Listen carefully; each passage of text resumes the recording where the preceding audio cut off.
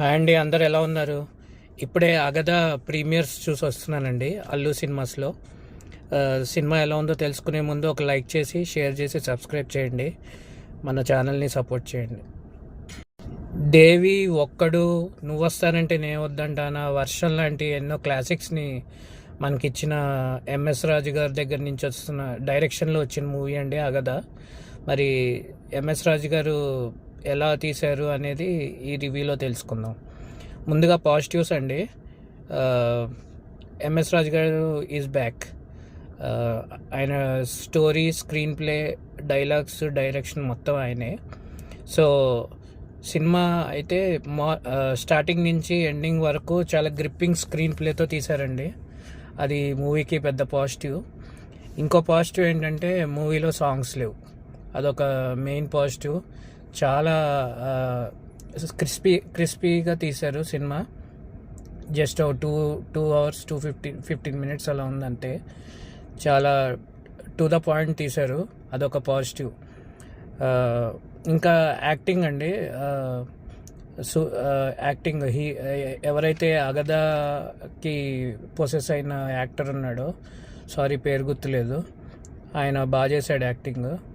Next వచ్చేసి కామాక్షి భాస్కర్లా, తను కూడా బాగా చేసింది. ఈ క్యారెక్టర్కి బాగానే సూట్ అయింది. నెక్స్ట్ యాక్టింగ్ ఒకటి పాజిటివ్ అండి. నెక్స్ట్ పాజిటివ్ వచ్చేసి ఇందాక చెప్పినట్టు స్క్రీన్ ప్లే, డైలాగ్స్ బాగున్నాయి. ఇంకా ఆర్ట్ వర్క్, కెమెరా వర్క్ కూడా చాలా బాగుందండి. ఆర్ట్ వర్క్ ఎక్కడ మనకి ఆర్టిఫిషియల్గా అనిపించదు. ఒకటి నెగిటివ్, ఇంకా నెగిటివ్స్ విషయానికి వస్తే క్లైమాక్స్ అండి. చాలా ఈజీగా అయిపోయినట్టు ఉంటుంది, తేల్చేసినట్టు ఉంటుంది. క్లైమాక్స్ కొంచెం డిసప్పాయింట్ అవుతాము. ఇంకో నెగిటివ్ ఏంటంటే సీజీఐ అండి. ఏవైతే కాకుల్ని చూపిస్తాడో సీజీఐలో అవి అంత సరిగ్గా లేవు.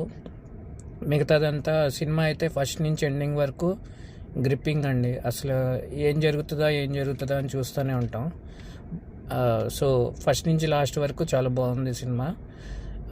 ఎండ్కి వచ్చేసరికి క్లైమాక్సే తేల్చేసినట్టు ఉంటుంది. బట్ ఈ మూవీ ఎలా ఉంది అంటే ఎంఎస్ రాజు గారు ఆయన స్టోరీ, స్క్రీన్ ప్లేతో సినిమా బాగా తీశారండి. మనకి ఏదో కొత్త, ఇంతకుముందు ఎప్పుడు చూడని ఒక స్టోరీ చూసినట్టు అనిపిస్తుంది. సో మూవీ అయితే బాగుందండి, చూడొచ్చు. ఈ ఇండిపెండెన్స్ డే వీకెండ్కి బాగానే నడుస్తుందని ఎక్స్పెక్ట్ చేస్తున్నాను. ఓకే.